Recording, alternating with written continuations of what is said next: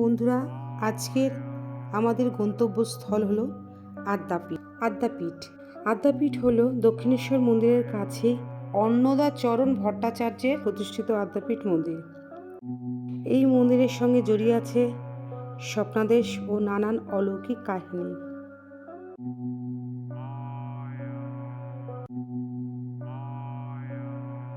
Hello guys, আমি Kanika Karal. Welcome back to my channel Kanika Karal vlogs. বন্ধুরা, আজকে আমি চলে এসেছি আমাদের বহু প্রাচীন জাগ্রত মন্দির আদ্যামায়ের মন্দিরে। তো দক্ষিণেশ্বর মায়ের মন্দিরের থেকে অটো ছাড়ে তোমার 3 থেকে 5 মিনিট লাগবে এই আদ্যামায়ের মন্দিরে আসতে। তো আমি তো দক্ষিণেশ্বরের মন্দির তোমাদের ইতিহাস এর আগে আমি শেয়ার করেছি। তো এখন আমি তোমাদের এসেছি আদ্যামায়ের মন্দির, এখানকার ইতিহাস এবং কখন ভোগ পাওয়া যায়, কটা থেকে কটা পর্যন্ত এই মন্দির খোলা, সব তোমাদের সঙ্গে আজকে আমি এই ভিডিওতে শেয়ার করবো। তো সঙ্গে থাকো, আজকের ভিডিওটা দেখতে থাকো, আশা করছি খুব ভালো লাগবে। আদ্যাপীঠ মানে এই বাঁদিকে কিন্তু আদ্যাপীঠ মায়ের মন্দির গেটের বাঁদিক থেকে কিন্তু তোমার দক্ষিণেশ্বর মন্দিরে যাওয়া যায়। তো দক্ষিণেশ্বর মন্দির হয়ে ওখান থেকে যে টোটোগুলো দেখছো, টোটো বা অটোগুলো, এগুলো কিন্তু ওখান থেকেই আসে, দক্ষিণেশ্বর মায়ের মন্দির থেকে কিন্তু এই আদ্যাপীঠে আসে। মাত্র 3 থেকে 4 মিনিট লাগে এখানে আসতে। তারপরে কিন্তু আমাদের এই আদ্যাপীঠ মায়ের মন্দিরের গেট। তো উল্টো দিকেই দেখো, গেটের উল্টো দিকে ডালার দোকান রয়েছে, প্রচুর ডালার দোকান রয়েছে।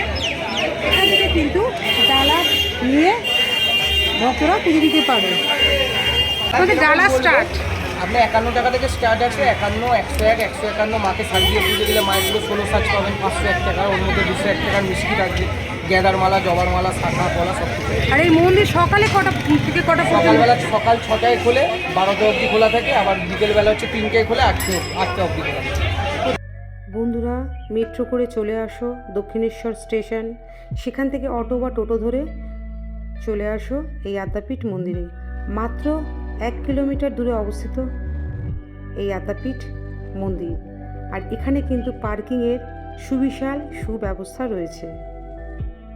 আদ্যাপীঠ মন্দিরের গেটে ঢুকেই দেখতে পাবেন বিশাল নাট মন্দির। কিছুটা এগোলেই বাঁদিকে পড়বে আদি মন্দির, আর নাট মন্দিরের ডান দিকে পড়বে সুবিশাল পার্কিংয়ের ব্যবস্থা। 2 চাকা, 3 চাকা, 4 চাকা গাড়ি পার্কিংয়ে প্রতি ঘন্টায় কত নেয় সেই চার্টটা কিন্তু এখানে লেখা রয়েছে। আর নাট মন্দিরের পাশেই কিন্তু দেখতে পাচ্ছ এই বিশাল বিল্ডিংটা, এখানে কিন্তু চক্ষু পরীক্ষা হয়। আর এই আদি মন্দিরে পূজিত হন শ্রীরামকৃষ্ণ, আদ্যামা আর রাধাকৃষ্ণের অভিনব ত্রিমূর্তির ছবি। আদি মন্দিরের ঠিক উল্টো দিকেই কিন্তু রয়েছে মূল মন্দির বা গর্ভগৃহ এবং নাট মন্দির।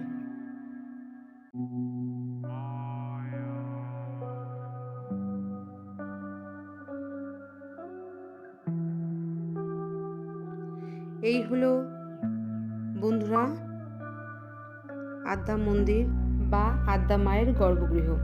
তো এখন বন্ধ আছে, একটু পরে কিন্তু মন্দির খুলে যাবে। আর এটি হলো আদ্যা মন্দিরের ঠিক উল্টো দিকে নাট মন্দির। এখানে উঠে কিন্তু ভক্তদের দর্শন করতে হয় আদ্যা মাকে। ওদিকে পুরুষদের মাকে দর্শন করার জন্য প্যাসেজ রয়েছে, আর এদিকটা হলো মহিলাদের নাট মন্দির দিয়ে মাকে দর্শন করার জন্য প্যাসেজ রয়েছে। তো যখন সন্ধ্যা আরতি হয় বা ঘোষ আরতি হয় বা ভোরের আরতি হয়, তখন কিন্তু এই মন্দিরে দাঁড়িয়েই ভক্তদের দর্শন করতে হয়। এই মন্দিরের দরজা খোলা হয় ভোর 6টা থেকে দুপুর 12টা পর্যন্ত, এবং বিকেলবেলায় দুপুর 3টে থেকে রাত 8টা পর্যন্ত এই আদ্যা মায়ের মূল মন্দিরের দরজা খোলা থাকে। এই আদ্যা মায়ের মূল মন্দির বা গর্ভগৃহের ইতিহাস এখন আমি তোমাদের সঙ্গে শেয়ার করছি। 20 শতকের প্রথম ভাগে মা কালী ও শ্রীরামকৃষ্ণের পরম ভক্ত অন্নদাচরণ ভট্টাচার্য ঠাকুর রামকৃষ্ণদেবের স্বপ্নাদেশে ইডেন উদ্যানের এক জলাশয়ে খুঁজে পেয়েছিলেন কষ্টি পাথরের তৈরি আদ্যা মায়ের মূর্তি। স্বগৃহে মাকে প্রতিষ্ঠা করে নিত্য পূজায় শুরু করেন অন্নদা ঠাকুর। কিন্তু মায়ের স্বপ্নাদেশে সেই মূর্তি গঙ্গায় বিসর্জন দিতে হয়। মূর্তি বিসর্জনের বেশ কিছুদিন পরে স্বপ্নে অন্নদা ঠাকুরকে মা বলেন তিনি আদ্যা মা হিসেবে পূজিত হতে চান। স্বপ্নেই মায়ের কাছ থেকে আদ্যা স্তোত্রম পেয়েছিলেন এই অন্নদা ঠাকুর। ঠাকুর রামকৃষ্ণদেব আদেশ করে বলেছিলেন অন্নদা ঠাকুরকে যে 12 বছরের মধ্যে এই মন্দিরের নির্মাণ কাজ শেষ করতে হবে। যদি 12 বছরের মধ্যে মন্দিরের নির্মাণ কাজ শেষ করতে না পারো, তাহলে মন্দিরের পূজারী ছাড়া কোনো সাধারণ ভক্ত বা সাধু এই মন্দিরে স্পর্শ করতে বা প্রবেশ করতে পারবে না। অন্নদা ঠাকুর রামকৃষ্ণদেবের নির্দেশ মতো মন্দির তৈরিতে উদ্যোগী হন। অন্নদা ঠাকুর দেবী মূর্তির ছবি দেখে নির্মিত করেন অষ্টধাতুর প্রতিমা। 1334 বঙ্গাব্দে মাঘী পূর্ণিমায় অন্নদা ঠাকুর মন্দিরের ভিত্তিপ্রস্তর স্থাপন করেন। কিন্তু যে কোনো কারণেই হোক এই মন্দিরের কাজ 12 বছরের মধ্যে শেষ করতে পারেনি। সেই হেতু আজও পর্যন্ত এই মন্দিরে পূজারী ছাড়া কোনো সাধারণ ভক্ত বা কোনো সাধু স্পর্শ বা প্রবেশ করতে পারে না। মাকে পুজো দিতে হয় মন্দিরের লোহার গেটের বাইরে থেকে এবং নাট মন্দির থেকেই মাকে দর্শন করতে হয় এবং আরতি দেখতে হয়। শ্বেত পাথরের তৈরি মূল মন্দিরটি স্থাপত্যের দিক থেকে অনন্য। হিন্দু, মুসলিম, বৌদ্ধ ও খ্রিস্ট ধর্মের প্রতীক স্থান পেয়েছে এই মন্দিরের স্থাপত্য শৈলীতে।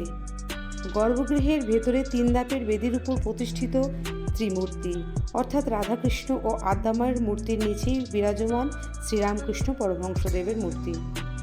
আদ্যাপীঠ মন্দিরের পাশে আরও অন্যান্য দেবদেবীর মন্দির রয়েছে, যেমন শিব মন্দির, তার পাশেই আছে তারামায়ের মন্দির, তার পাশে আছে জগন্নাথ দেবের মন্দির এবং তার পাশে আছে দুর্গা মাতার মন্দির। আদ্যামায়ের মন্দিরের পাশেই কিন্তু রয়েছে এই কার্যালয়, যেখানে কিন্তু আদ্যামায়ের সব রকমের বই, ক্যাসেট, ফটো ইত্যাদি এখানে কিন্তু তোমরা সংগ্রহ করতে পারো।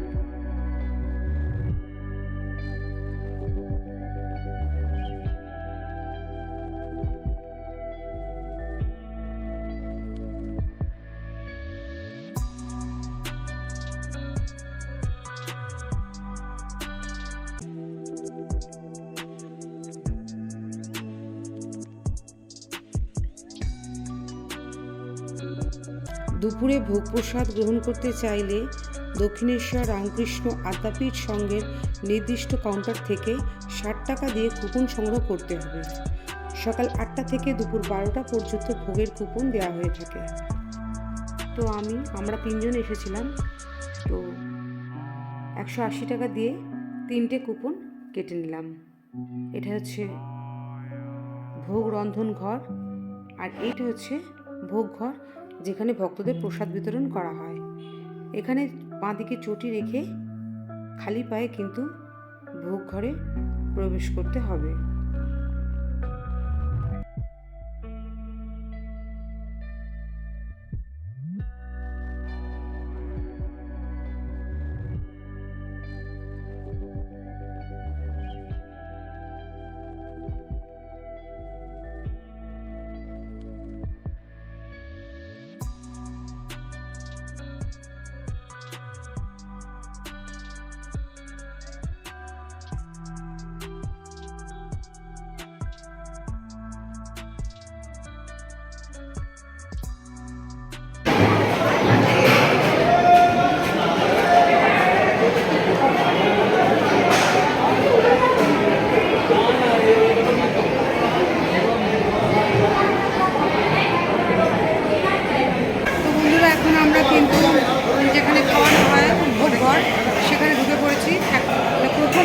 আমরা বসে পড়েছি, দেখি কী কী দেয় মায়ের ভোগে, সেই ভোগ তোমাদের সঙ্গে আমি শেয়ার করবো।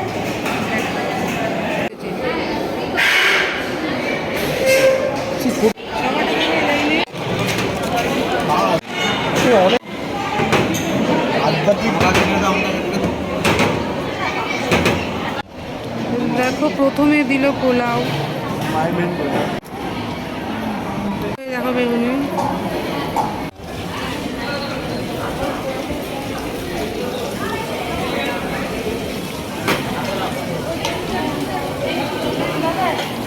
ছেচকে দিয়েছে কি কুমড়ো, আলু, কুমড়ো, গাজর ছেচকি আর ভেজে এবারে দিয়ে দিবি। এবারে দিয়েছি আলুর দম।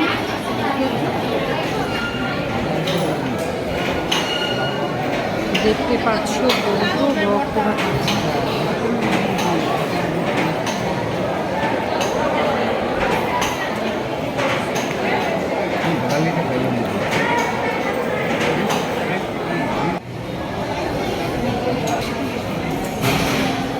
দিয়েছে চাটনি দিয়েছে দেখো। তো বন্ধুরা তোমাদের আজকে আমি শেয়ার করলাম আমাদের আদ্যা মন্দির, আদি আদ্যা মন্দির এবং আদ্যা মন্দিরের গর্ভগৃহ, নাট মন্দির এবং ভোগের ঘর, ভোগ ঘর। তো আজকের ভিডিওটা যদি তোমাদের ভালো লাগে তাহলে অবশ্যই কিন্তু এখানে চলে এসো। আর আসলে কিন্তু আগে দক্ষিণেশ্বরের মাকে দর্শন করবে, ওখান থেকে কিন্তু অটো ছাড়ে হেঁটেও আসতে পারো বা অটো করে বা রিক্সা করে চলে আসতে পারো। 2 থেকে 3 মিনিট বা হার্ডলি 5 মিনিট লাগবে এই আদ্যা মায়ের মন্দিরে আসতে। এখানকার ইতিহাস আমি তোমাদের শেয়ার করলাম। যদি ভালো লাগে তাহলে অবশ্যই লাইক কমেন্ট শেয়ার করো। আর নতুন বন্ধুরা যারা এখন আমাকে সাবস্ক্রাইব করেনি তারা প্লিজ আমার চ্যানেলটিকে সাবস্ক্রাইব করে পাশে বেল আইকনটা ক্লিক করতে ভুলো না, কারণ আমি যাদের ব্লগ করবো সরাসরি তোমাদের কাছে তা আগে পৌঁছে যাবে। তো আজকের মতন বিদায় নিচ্ছি। সবাই সুস্থ থাকো, ভালো থাকো, আমি টাটা।